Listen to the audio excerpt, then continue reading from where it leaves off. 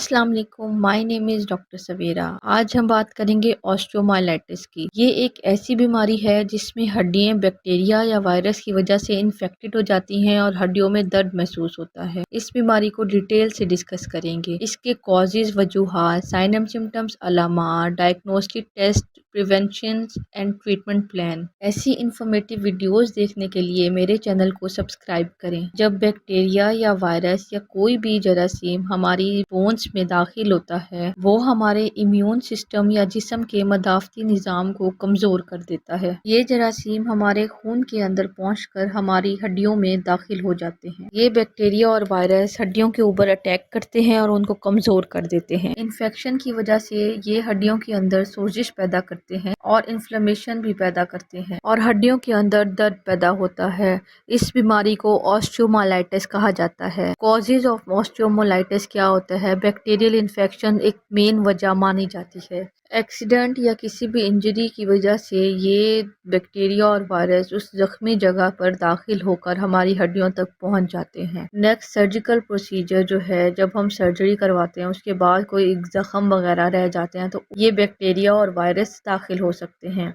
Open fracture होता है, जब फ्रैक्चर हो जाता है जाहिर सी बात है जगह खुल जाती है, बैक्टीरिया और वायरस के चांसेस बढ़ जाते हैं। जिस जगह पर सर्कुलेशन अच्छी नहीं होती वहां पर भी ऑस्टियोमाइलाइटिस के चांसेस होते हैं। इंजेक्शन जो है, अगर किसी का मतलब इन्फेक्टेड है इंजेक्शन वो हम यूज करेंगे तब भी इन्फेक्शन हो सकता है। डायबिटिक पेशेंट को उनका वैसे भी ऑटोइम्यून, जिस बंदे का इम्यून सिस्टम कमजोर है, मदाफती निज़ाम कमजोर है, वो बैक्टीरिया और जरासीम से लड़ नहीं सकती है, उनमें भी ऑस्टियोमाइलाइटिस के चांसेस बहुत ज्यादा हो सकते हैं। साइन एंड सिम्टम्स या बॉडी के ऊपर क्या अलामात जाहिर होते हैं? हमारे जोड़ों के अंदर स्वेलिंग और रेडनेस हो जाती है, जॉइंट्स के इर्द गिर्द अकड़ाव पैदा होता है, जिस्म थका हुआ होता है और इस जोड़ों के दिलों का अकड़ाव हो जाता है, स्वेलिंग का रेडनेस प्रोड्यूस हो जाती है। नेक्स्ट बात करेंगे डायग्नोस्टिक टेस्ट क्या हो सकते हैं। बोन के क्लियर इमेज को देखने के लिए एमआरआई और सीटी स्कैन परफॉर्म कराया जाता है। खून के अंदर जरासीम की तादाद को मैयर करने के लिए सीबीसी और ईएसआर कराया जाता है। प्रिवेंशन या एहतियात क्या की जा सकती है? हाइजीन का खास ख्याल रखना चाहिए। जख्म और कट्स को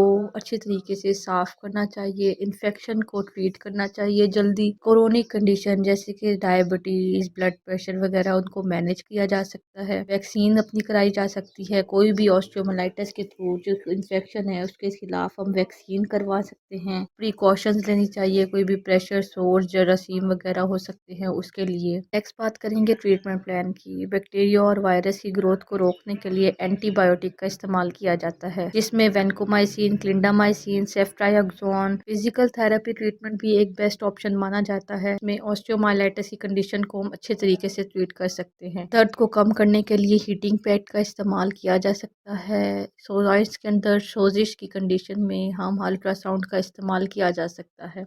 मसल को स्ट्रेंथनिंग और प्रोवाइड करने के लिए कुछ स्ट्रेंथनिंग एक्सरसाइजेज प्रोवाइड की जाती हैं। पेन्स और ईएमएस का इस्तेमाल पेन को कम करने के लिए और नर्व को स्टिमुलेशन प्रोवाइड करने के लिए दिया जाता है। ऐसी इंफॉर्मेटिव वीडियोस देखने के लिए मेरे चैनल को सब्सक्राइब करें। Thank you so much. अल्लाह हाफ़िज़।